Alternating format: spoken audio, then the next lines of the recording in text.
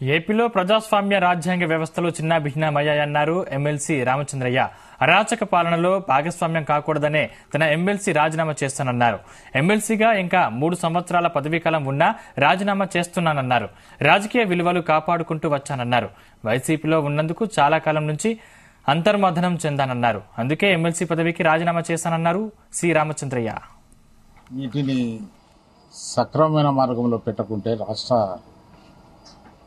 పరిస్థితి చాలా ఘోరంగా తయారవుతుందనేటువంటి భయంతో ఓ ప్రజాస్వామ్య విలువలు కలిగిన వ్యక్తిగా నేను ఈరోజు ఈ అరాచక పాలనకు భాగస్వామిని కాకూడదనే ఉద్దేశంతో నేను పార్టీని వదలటం జరిగింది. ఈ పరిపాలన ప్రజలకు మాకిచ్చిన మ్యాండేట్ ప్రకారం జరగటం లేదు. 175కు 150 చాలా అనూహ్యమైన ల్యాండ్ స్లైడ్కి అబ్బోనే పోయింది. విక్టరీ ఒక రాజకీయ కుటుంబం నుంచి వచ్చిన వాడిని కాదు. మా నాన్నగారు మంత్రిగానో జడ్పీ చైర్మన్ గానో అక్కడ వచ్చిన చిన్న కుటుంబం నుంచి వచ్చిన అయితే ఇంతవరకు వచ్చిన రాజకీయ విలువలను కాపాడుతూనే వచ్చిన మన శక్తి కొద్దీ మనమేం పూర్తి మార్పులు చేయగలేదనే అసంతృప్తి నాకు ఇప్పటికీ ఉంది.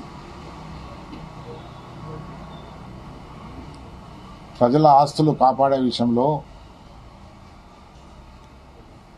వాజ్పేయి గారు ప్రైమ్ మినిస్టర్గా ఉన్నప్పుడు కోయిలేషన్ పార్ట్నర్స్ మేము అధికారం పంచుకుంటున్నాం. అప్పుడు కూడా అపోజ్ చేసిన నేను అపోజ్ చేసి స్టాల్ చేసిన పార్లమెంట్ను బాల్కో విషయంలో.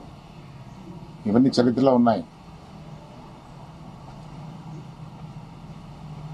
కానీ ఇవన్నీ మన్నం చేసుకుంటే ఒకసారి ఇది మంచిది కాదు. ఈ పరిపాలన దీనిలో భాగస్వామిగా ఉండటం ఇంతకన్నా ఘోరమేది ఉండదని నిర్ణయం తీసుకోవాల్సి వచ్చింది. ఇది ఉన్నట్టుండి తీసుకున్న నిర్ణయం కాదు. నేను చాలా కాలం నుంచి అంతర్మదనంలో ఉన్నా. అదే కారణంగా నేను మీడియా కూడా రాకుండా స్టాప్ చేసిన.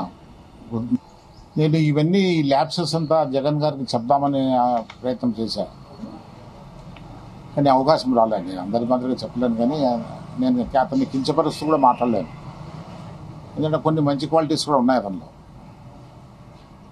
చిన్న వయసు ఉంది, మంచి ఓపిక ఉంది, కష్టపడతాడు, ప్రజలకు బాగా మంచి జరుగుతుందనే నమ్మకం ఉండింది నాకు.